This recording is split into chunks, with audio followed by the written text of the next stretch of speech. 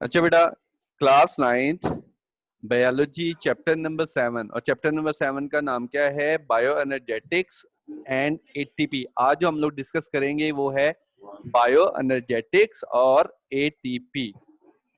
तो सबसे पहले हम लोग डिस्कस करेंगे bioenergetics and role of ATP. इसमें आज सबसे पहले डिस्कस करेंगे बायो एनर्जेटिक्स को। इसको डिस्कस करेंगे बायो एनर्जेटिक्स को।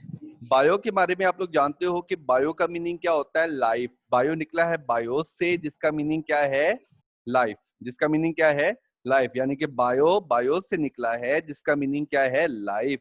और दूसरा लफ्ज क्या है? एनर्जेटिक्स। एनर्जेटिक्स का मतलब है ट्रांसफॉर्मेशन ऑफ एनर्जी, यानी कि एनर्जी का एक फॉर्म से दूसरी फॉर्म में चेंज होना क्या कहलाता है?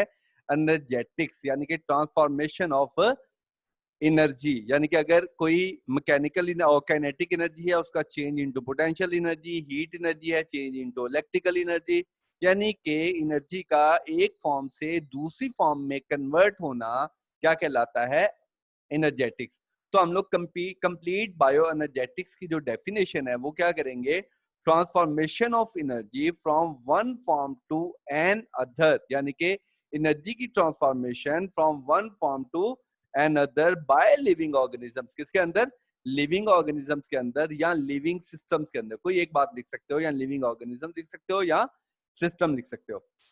ठीक है, तो transformation of energy from one form to another by living organisms is called bioenergetics. इसको हम लोग क्या कहते हैं? Bioenergetics. तो बायो एनर्जेटिक्स बेसिकली आप लोगों को पता है कि हमारा जो बेसिक सोर्स ऑफ एनर्जी है वो क्या है? सन है। सन से हम लोग कौन सी एनर्जी हासिल करते हैं? दो तरह की। एक हम लोग उससे लाइट भी हासिल करते हैं और एक हम उससे हीट एनर्जी भी हासिल करते हैं। यानी कि जो मेन सोर्स है हमारा वो बेसिकली क्या है? सनलाइट है। और जो सनलाइट है, उन सनलाइट को बेसिकली जो रिसीव कर रहे होते हैं वो कौन रिसीव कर रहे होते हैं? ऑटोट्रॉफ्स। कौन रिसीव कर रहे होते हैं? ऑटोट्रॉफ्स। ठीक है, और वो ऑटोट्रॉफ्स बेसिकली आप लोगों को पता है कि ऑटोट्रॉफ्स हम लोग किसको कहते हैं? वो लिविंग ऑर्गेनिजम्स होते हैं जो अपनी खुराक खुद तैयार करते हैं, यानी कि प्रिपेयर देयर ओन फूड, यानी कि अपनी खुराक खुद तैयार करें, उन्हें हम लोग क्या कहते हैं? ऑटोट्रॉफ्स। और ऑटोट्रॉफ्स में ज्यादातर कौन से होते हैं? प्लांट्स की स्पीशीज में जितने लिविंग ऑर्गेनिजम्स आते हैं वो सारे के सारे क्या होते हैं? ऑटोट्रॉफ्स। यानी कि जो हमारे पास जो बेसिक सोर्स है सनलाइट, उनको रिसीव करता है कौन? ऑटोट्रॉफ्स। और जो सनलाइट है वो बेसिकली उसके पास जो एनर्जी होती है उसको हम लोग क्या कहते हैं? Photon energy. फोटोन क्या होता है? Solar energy. यानी कि सनलाइट जो है वो बेसिकली क्या होते हैं? फोटोन्स होते हैं। और वो फोटोन क्या है? Basically solar energy. यानी कि फोटोन को हम लोग क्या कहते हैं? Solar energy. वो सोलर एनर्जी रिसीव करते हैं कौन? ऑटोट्रॉफ्स। जब ऑटोट्रॉफ सोलर एनर्जी को रिसीव करते हैं, सनलाइट को रिसीव करते हैं, तो वो कौन सा प्रोसेस करते हैं प्लांट अपनी फूड को प्रिपेयर करने के लिए? फोटोसिंथेसिस। यानी कि आप लोग अच्छे तरीके से जानते हो कि प्लांट जो हैं वो सनलाइट की प्रेजेंस में कौन सा प्रोसेस करते हैं? फोटोसिंथेसिस का। तो ऑटोट्रॉफ जैसे ही सनलाइट को रिसीव करते हैं वो क्या करेंगे? फोटोसिंथेसिस का प्रोसेस करेंगे। फोटोसिंथेसिस का प्रोसेस करके वो क्या बनाएंगे? ग्लूकोज। क्या बनाएंगे? ग्लूकोज। और जो ऑटोट्रॉफ जो ग्लूकोज बनाता है वो ग्लूकोज इस्तेमाल करते हैं, यानी कि यूज करते हैं कौन कौन? ऑटोट्रॉफ यूज करते हैं और हेट्रोट्रॉफ। यानी कि वो जो ग्लूकोज उसने प्रिपेयर किया वो खुद भी इस्तेमाल करेगा, और जो हेट्रोट्रॉफ्स हैं, जो ऑटोट्रॉफ से अपनी फूड को हासिल करते हैं। हेट्रोट्रॉफ्स कौन से होते हैं? जो अपनी खुराक खुद तैयार नहीं करते बल्कि दूसरे लिविंग ऑर्गेनिज्म से लेते हैं।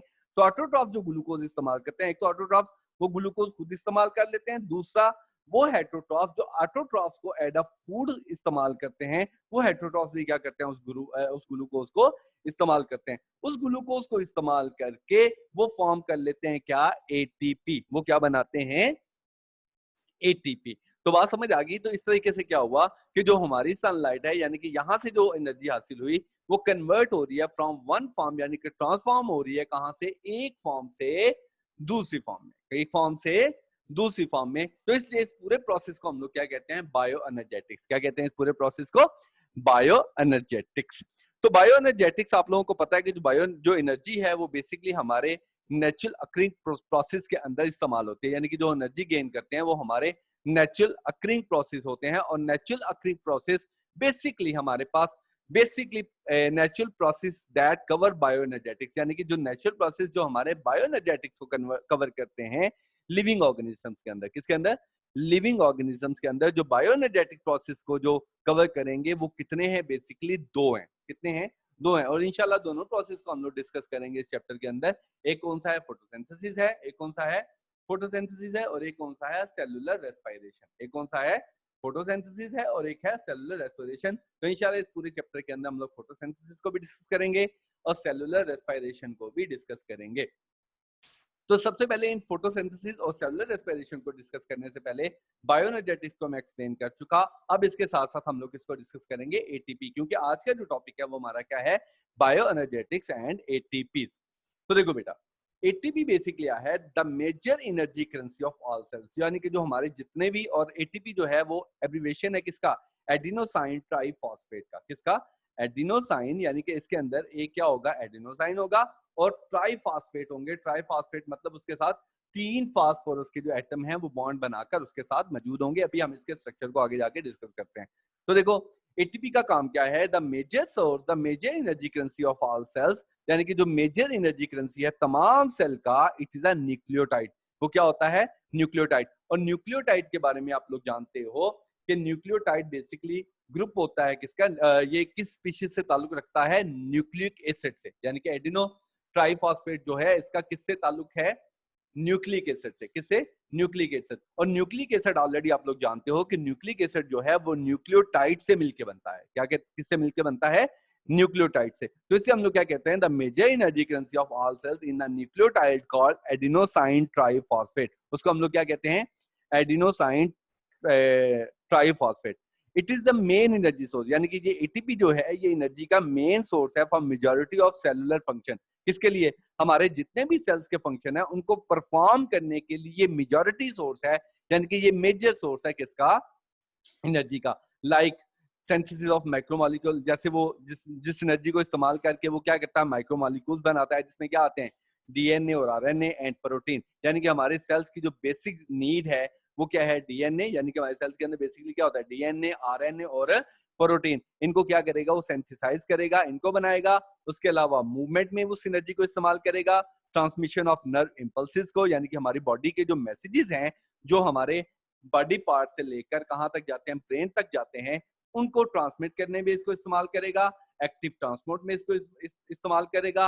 एक्सोसाइटोसिस एंड एंडोसाइटोसिस के अंदर इस हासिल होने वाली एनर्जी को, एटीपी से हासिल होने वाली एनर्जी के जरिए इन तमाम चीजों को वो क्या करेगा, सेंथिसाइज करेगा।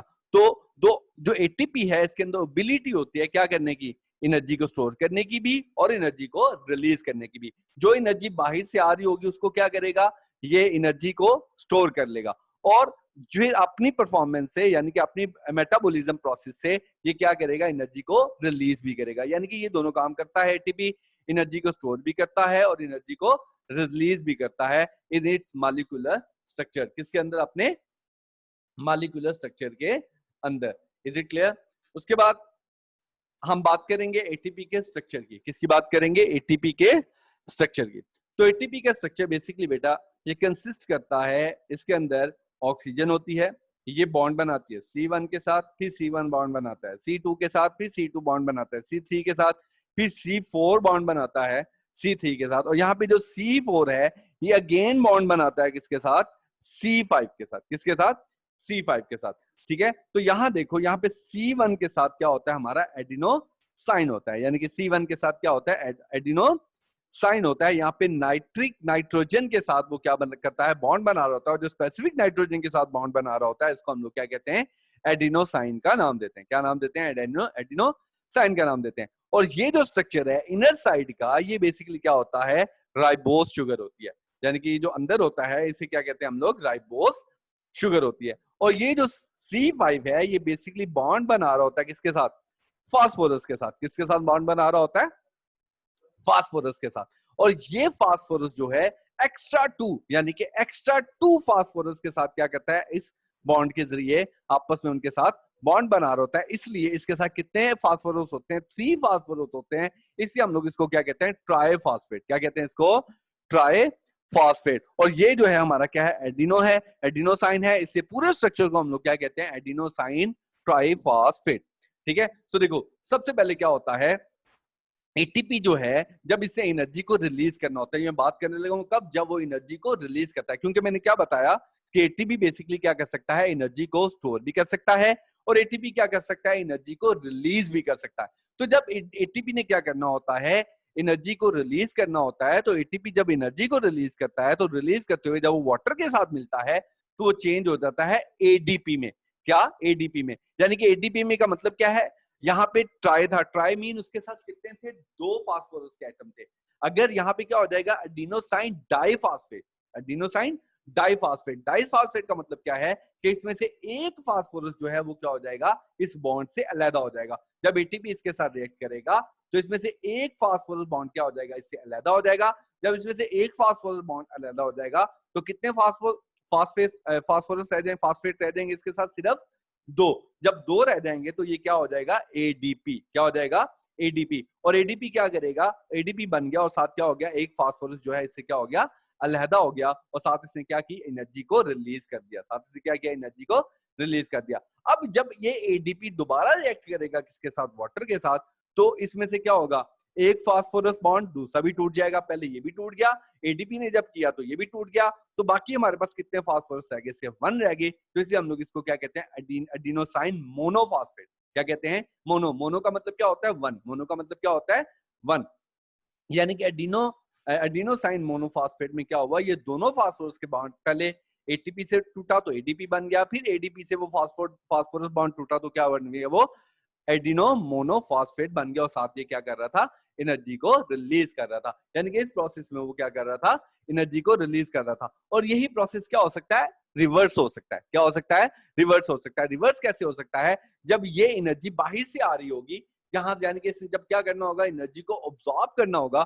जब एनर्जी को ऑब्जॉर्ब करेगा तो ये एडिनो मोनोफॉस्फेट पहले कन्वर्ट होगा किसके अंदर, एडीपी के अंदर, यानी कि वो दोबारा ये वाला बॉन्ड बना लेगा। और जब एडीपी मजीद एनर्जी को अपने रिसीव करेगा तो ये एडीपी कन्वर्ट हो जाएगा दोबारा किसके अंदर, एटीपी के अंदर। यानी कि ये सिलसिला क्या करता रहता है, जब उसे एनर्जी की जरूरत होती है तो एडिनो मोनोफॉस्फेट जो है वो चेंज हो जाता है एटीपी के अंदर, और जब उसे एनर्जी को रिलीज करना होता है तो जो एटीपी होता है वो चेंज हो जाता है adeno monophosphate. Is it clear बेटा? ये था आप लोगों का आज का बायो एनर्जेटिक्स एंड